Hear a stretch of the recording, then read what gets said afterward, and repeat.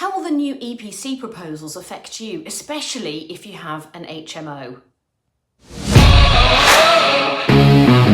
In today's episode, I want to talk to you about the announcement last Friday that the government made about the new consultation on EPCs. Now, let me just put this into some context for you, because this is in fact the second consultation that the government have launched, but this time the focus is on private rental property, so it's going to be focused on the private rental sector. There is already another consultation currently underway called the Reforms to the Energy Performance of Buildings regime. Now, these two consultations really dovetail into one another, and it's very important that we understand there's already a consultation going on about how the government are going to change the regime in terms of measuring EPCs. So that one was launched in December. Then last Friday, the 7th of February, we had another launch of another consultation, which is about the private rental sector. How will this affect you if you have got a portfolio of properties, and especially if you've got HMOs? Well, the government are looking to ensure that all properties in the private rental sector meet a certain minimum energy efficiency standard, the MEES regulation. Now, currently that's set at a level E, so you can't rent out a property unless it meets standard or grade E. And HMOs are actually exempt from this. You can rent out an HMO whatever grade it meets. However, there is a bit of a catch, because under the Section 21 eviction procedures, you have to be able to demonstrate that your property meets standard E, grade E, in order for you to go through that Section 21 process. So I have always made sure that all my properties, all my HMOs meet that grade E as a minimum, and that I have proof of that. I've had it assessed to show that I've got a current EPC certificate. EPC certificates tend to last for about 10 years, unless you do some work and you want it to be regraded. So at the moment, I have properties which meet at least grade E, many of them are D, and in fact I even have a few that are C. But what the government is saying is that all properties are going to have to meet this, although there is a question mark about HMOs, and I'll come to that. So on a general basis, any private rental property will have to meet EPC C, and the deadline for this, for new tenancies, will be 2028. And for all other properties, all other tenancies, it will be 2030. Now, 2028 is not very far away. And given that the government are also trying to look at the way that EPCs are actually calculated, my question is this a realistic time frame? Whether or not it's the right thing to do is also a question mark in my mind. One of the issues with increasing the energy efficiency of any building, of course, is the possibility of it happening and the cost of making it happen.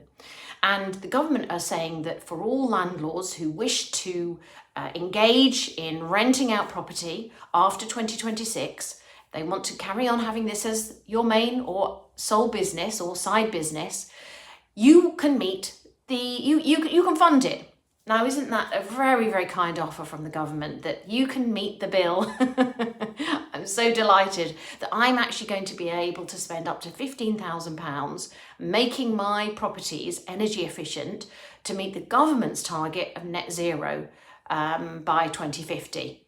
Because without that, apparently, our buildings, which are one of the biggest carbon emitters, the buildings that we have in this country are simply not fit for purpose. That's according to the government. Now, in my mind, when somebody else tells me how I can spend my money, I don't take too kindly to that. It's my money and I wish to choose how to spend it. For many people, spending up to £15,000, that's how much it might realistically take to bring their property up to a level C in the energy efficiency regulations. However, of course, we don't know what that grade C is going to be, because the whole metric, the whole measurement system is also being changed. That probably won't be released until later this year, or possibly even 2026. So we're going to have a very, very short time between 2026 and 2028 to undertake the work. And of course, that's notwithstanding who's going to do the work. How many buildings, how many sites, how many projects are slowed down because of the lack of tradespeople being able to go and do this specific particular type of work? I just don't see that there's the volume of tradespeople out there who can deliver this kind of work. So I think there are some real question marks about the reality, the viability of some of these proposals. Once your property is upgraded, once you've done some of the work to those properties, you'll have to have it retested. You'll have to have it reassessed for your EPC certificate. And again, if we're looking at the numbers here, how realistic is it that all rental properties can get a new EPC grading by 2028, which is very likely to have to be the deadline, because although you might have a long-term tenant in that property, number one, that tenant may have to move out temporarily while you upgrade the work, and number two, with the Renters' Rights Bill, that tenant can give you 2 months notice to leave. And when they find out that you're going to be drilling and causing a bit of havoc in the house, they might decide they want to move out while you do the work. Now, of course, for many landlords, if it does cost up to £15,000, that could be a year's worth of rental profits. How many landlords are going to stomach that? How many people are going to say, I don't mind getting rid of a whole year of profits? If you live on that money as a pension, or maybe your main income, or even if it's a side income, the fact is, of course, that is post-tax profits. Let's remember the government has already had their chunk of that money before you then spend it on paying out expensive remedies to meet their net zero target. And you will be paying VAT on that work as well, very likely. Now, one of the things I foresee happening is exactly what happened in the bounce back loan during COVID. There is going to be a huge amount of fraud. There's going to be a huge amount of scams where people know that they can do deals between one another. No doubt there will be some form of government funding as well, because there will be an absolute outcry when people begin to realise how much is expected of them to spend on a private rental property, which they believe they could keep and rent out. And actually, this notion that we can meet our net zero targets, that our contribution to the worldwide climate change debate can be met by making our people poorer, is a terrible, terrible idea. Ed Miliband has already promised £20 billion to carbon capture. And carbon capture hasn't yet even been proven as a sound methodology for capturing carbon. And this is one of the ways in which the government wish to reduce our carbon emissions, in fact, make us net zero by 2050. And yet all of us are footing the bill.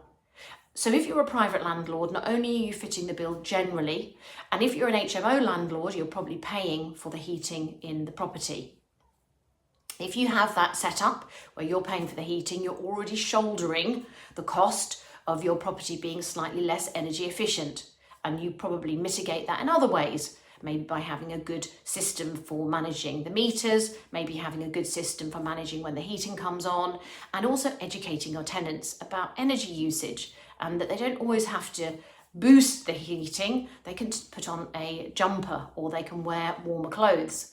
I've often been into HMOs where the heating has been horrendously hot, making me feel ill with the temperature, and seeing tenants walking around in shorts and t-shirts when it's cold and wet outside. Surely it would be better to just turn down the thermostat slightly, put on some warm clothes. Managing energy in a property is a hot topic, and yes, pun intended, because we all want to live in warm, comfortable homes. And of course the government want to make sure that tenants have decent homes to live in, warm, comfortable homes to live in. But my question would be, is that the role of government? Surely the government's role is to enable the private sector to invest, to innovate, to help grow that sector so there's lots more choice available. And when we have lots more choice available, of course, prices come down as well. But one of the problems we have is the reduction in the private rental sector. In terms of numbers, there are roughly 30 million homes or dwellings in the UK, and roughly 5.5 million of these are owned by landlords, and they're in what we call the private rental sector. Now, about 50% of these already meet EPC C, but there's another 50% that currently don't. And this is the target audience, the people that the government are trying to target with this new agenda to make sure that those landlords bring their properties up to EPC C. The question is, how far and how fast will this go? And how could this affect you if you've got an HMO? Let's also now have a quick look at what the actual consultation is asking. So I want to start with the first consultation, which is the energy efficiency reforms of the energy performance of buildings regime, because this is the one that came out originally, and this is the one that talks about the reforms to the sector. Now, as you can see here, way down in the documentation that comes alongside this consultation, it talks about HMOs. And I'm very pleased to see that they are actually starting to recognise that HMOs are a valid and valuable part of the PRS. Now, the consultation is suggesting that the government is going to extend the scope of EPC so that valid each EPC is required for an HMO, because currently, as I said, it's not currently necessary to have an EPC under the MEES guidance. Mandating EPCs for HMOs when a single room is rented out will ensure that HMOs will need to comply with the requirements. This is what it says here. Now, of course, the benefit is, as the government sees it, is that tenants will have a warmer, more comfortable home to live in. Of course, the cost to the landlord to providing that EPC C is going to be enormous, and I would have thought that for many HMOs it's going to cost way more than £15,000, which is the cost cap that the government are talking about. However, there are some very interesting variants within the consultation which suggest that it might take a while before you actually have to get that EPC certificate, depending on who's living there now and when those tenancies are actually going to change. So what the requirements are saying is that if a requirement to have an EPC throughout the tenancy period is introduced, for HMOs where there are often multiple separate tenancies running concurrently, this change will require an EPC to be in place at the point of marketing for the first letting up to and including the date the final letting comes to an end.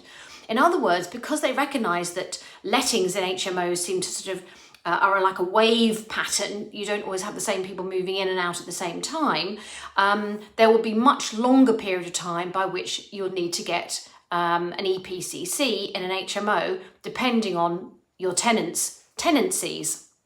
Now, for a lot of landlords, this will be the last straw. They'll decide, do you know what, I've had enough.